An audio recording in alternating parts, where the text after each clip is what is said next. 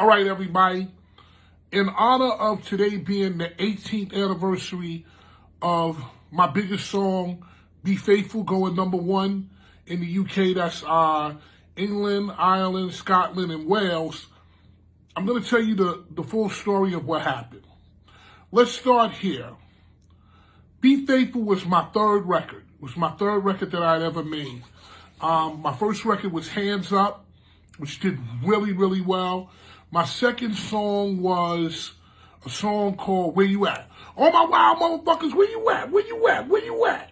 And it did well. It was, it was DMX, and we used Money, Power, Respect, and stuff like that, myself and the Crooklyn Clan.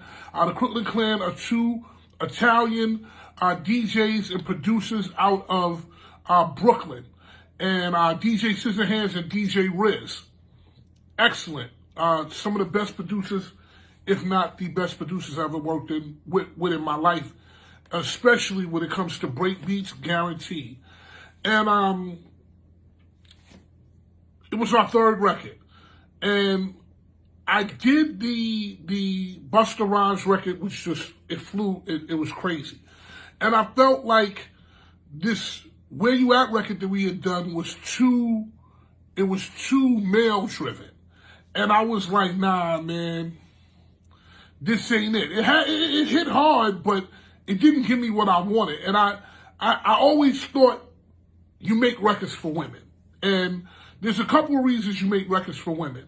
The party doesn't happen unless women are on the dance floor. A bunch of dudes on the dance floor, not really making it. But women on the dance floor, it's going. And that's from all of my years of being a DJ and knowing what's what. We went out there and I said, yo, bro, we need to do something for the ladies. And I had been playing Love Like This by Faith Evans on the Bad Boy label on Hot 97, like, every night. It was in rotation. And I said, yo, we should do this. And we decided to do the record, and I'll never forget it. I wrote that record on DJ Riz's floor on the carpet in Staten Island in his duplex. And I took all of the things that I knew worked in the club and I put them in there. I think it was DJ Scissorhands who came up with the engine number 9. I came up with the hey ho, because that was like my tribute to Naughty by Nature, who were my friends. That's another long story about something that Tretch had done to save my job. But when I worked at Tommy Boy as a record executive, but let's just say that I did that as a tribute and an homage to those guys. And then Can I Get a What was hot on the radio. So I was just like, what the hell, we need to throw that in there too. And, you got a $100 bill, get your hands up. You got a $50 bill, get your hands up. Single ladies, I can't hear y'all. Single ladies, make noise. Where all the chicken hats, be quiet. All the chicken hats, be quiet, was all shit that I used to say when I would go to the club and host. Because back then, I was just starting to make records. So I was still kind of hosting as a host for Hot 97. And what that would mean is that you would go to a club. Like, for example, the club that I used to go to, one of them that was big for Hot 97 was Club Hollywood. And I wouldn't go in there, just shouting out stuff and stuff like that and rocking the mic. I would be like, hey, what's up, y'all? It's Hot 97, Fatman Scoop. I'm here, blah, blah, blah. It's the mix party, because, they used to broadcast it live until like 2 o'clock, and then they would cut it off. And, after the 2 o'clock, or after the 1:30 when they would cut it off, I would just, shout different things on the mic, crowd participation. I knew it again. I grew up in the Dougie Fresh system. And I saw all the chicken heads, be quiet. And, you got a $100 bill, put your hands up. And I think I may have got the $100 bill, get your hands up from Benjamin's. I'm not sure. I don't know. But I just got the concept of doing that from somewhere. Anyway, I wrote it, did it, came out. In the beginning, Puff didn't like the record. He told me, this ain't nothing.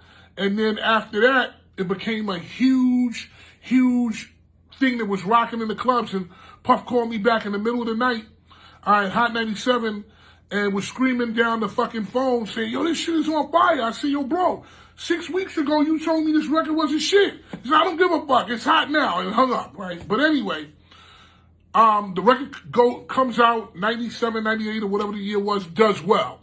A full 7 years later, in the year 2003, I get a phone call from DJ Semtex. Now, DJ Semtex is a DJ from England.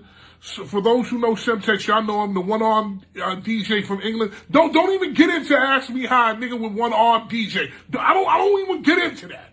Okay, he does it. Okay, that's all that matters. The man got one arm, is the good arm. He DJs with the arm, and he was on BBC. And BBC, for people who don't know, people who are not from the UK, BBC is the national broadcasting system. So it would be like, for Americans, it would be like one radio station that's on all across the country. So if you're in St. Louis, you can turn on that station. If you're in Houston, you can turn it on. If you driving from Houston to Dallas, it's on. If you drive on the West Coast, it's on. So it's one station that's on the entire country. Huge thing. And he used to DJ on the weekends on the station alongside guys like Tim Westwood and other people like that. Anyway, he wound up becoming an A&R at Def Jam Records, because Def Jam had a subsidiary, Def Jam UK. And he called me up, he was like, yo, bro. Hey, yo, what's up, guys? I'm glad that you're watching my channel. And if at all this is your first time here, please kindly subscribe to HMTV, and I'll be glad. So, another breaking and very sad news coming onto my desk. Isaac Freeman III, aka Fatman Scoop, has died after the iconic musician collapsed on stage Friday night. So this is according to Scoop's tour manager, who posted, "I'm honestly lost for words. You took me all over the world and had been performing alongside you on some of the biggest and greatest stages on this planet. The things you taught me have truly made me the man I am today. Thank you so much. I love your ex." So, Fatman Scoop had a festival where he was going to perform on September 7th, 2024. So, they posted on Instagram saying that it is with the deepest sorrow that we have received the devastating news of the tragic passing of the legendary Isaac Freeman III, known to us all as Fatman Scoop. This loss left us all heartbroken. So the TMZ went on and actually broke the news that the legendary hip-hop hype man was performing at Town Center Park in Hamden City when he appeared to suffer a medical emergency.